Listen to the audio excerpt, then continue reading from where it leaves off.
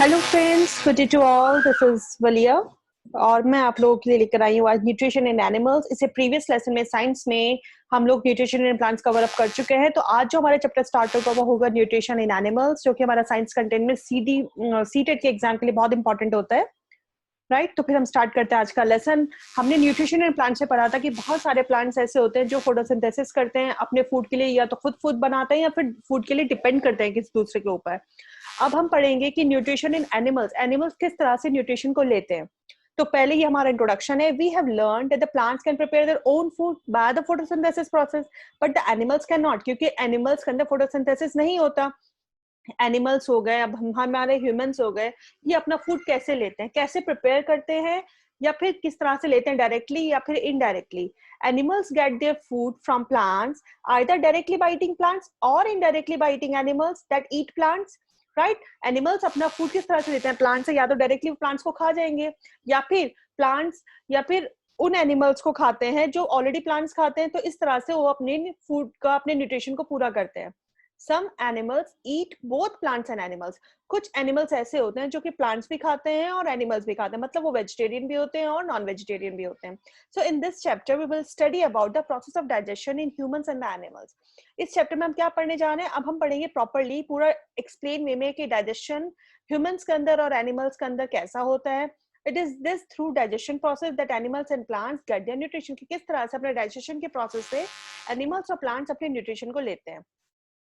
Different ways of taking food by the organisms. कोई भी organism के फूड लेने का तरीका अलग अलग होता है। जैसे कि बीज है, हमिंग बर्ड्स हैं, ये क्या करती है, प्लांट्स के नेक्टर को सक करती है, इस तरह से अपने न्यूट्रिशन लेती हैं। जो इन्फेंट्स होते हैं, छोटे बच्चे होते हैं, वो क्या करते हैं, फीड के ऊपर डिपेंड करते हैं, मदर्स मिल्क के ऊपर डिपेंड करते हैं। बहुत सारे ऐसे एक्वेटिक एनिमल्स होते हैं जो कि बहुत छोटे छोटे फूड पार्टिकल्स को जो फ्लोट कर रहे होते हैं उनके ऊपर डिपेंड करते हैं, उनको फीड करते हैं। राइट, तो इस तरह से बहुत सारे ऑर्गेनिजम्स होते हैं जिनका अलग अलग तरीका होता है अपने फूड, अपना न्यूट्रिशन लेने का। जैसे स्टारफिश है, स्टारफिश फीड करती है एनिमल्स को जो कि जनरली हार्ड शेल्स के अंदर होते हैं। जैसे यूनी होता है ना, जिसके अंदर से पर्ल निकलता है। आपने देखा होगा कि जैसे यूनी होता है, यूनी एक बहुत हार्ड शेल के अंदर कवर होता है इस तरह से। ये कैल्शियम कार्बोनेट की बनी हुई होती है और उसके अंदर जो होता है वो बहुत सॉफ्ट एनिमल होता है।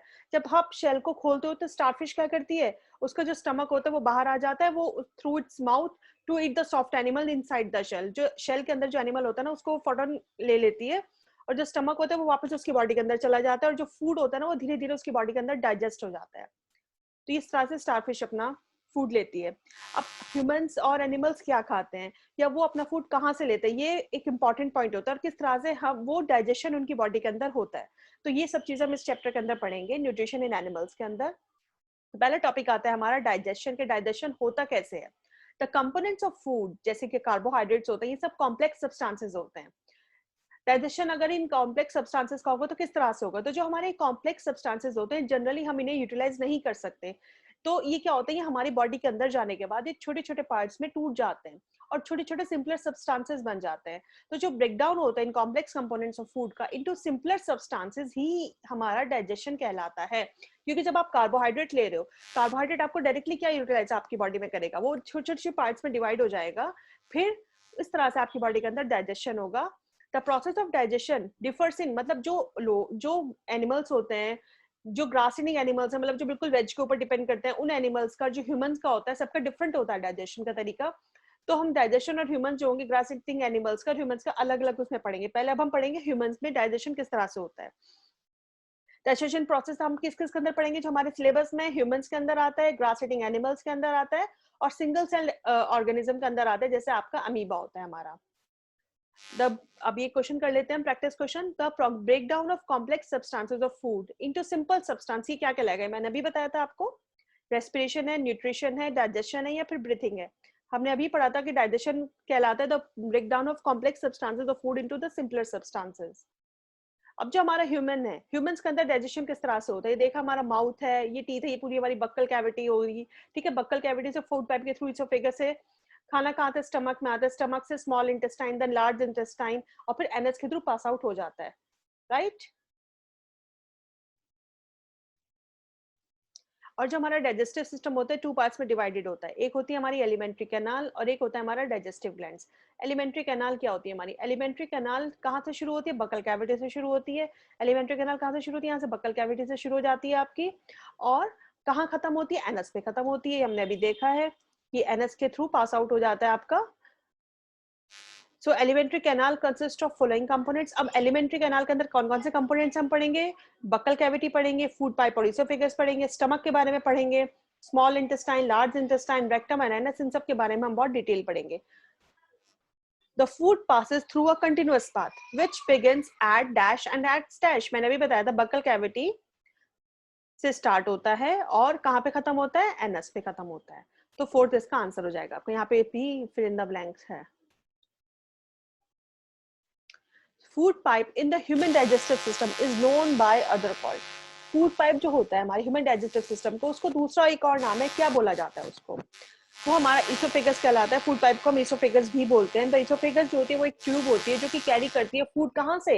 हमारी बक्कल कैविटी से, हमारे माउथ से और स्टमक तक फूड पाइप होता है, जिसको हम इसोफेगस भी बोलते हैं।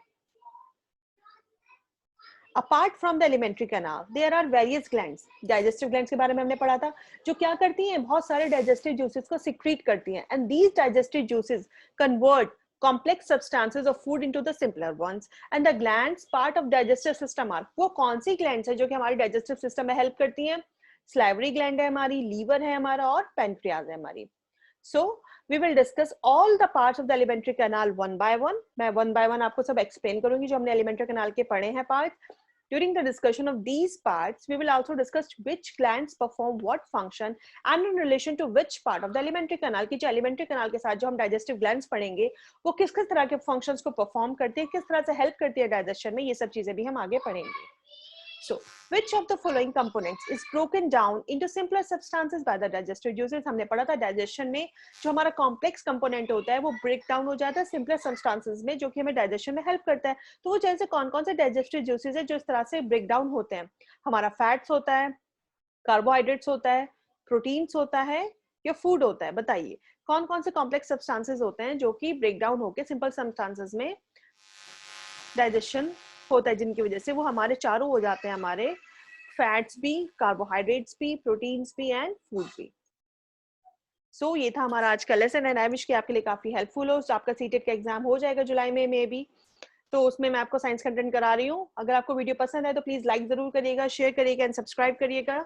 So thank you for your attention, stay blessed and enjoy learning.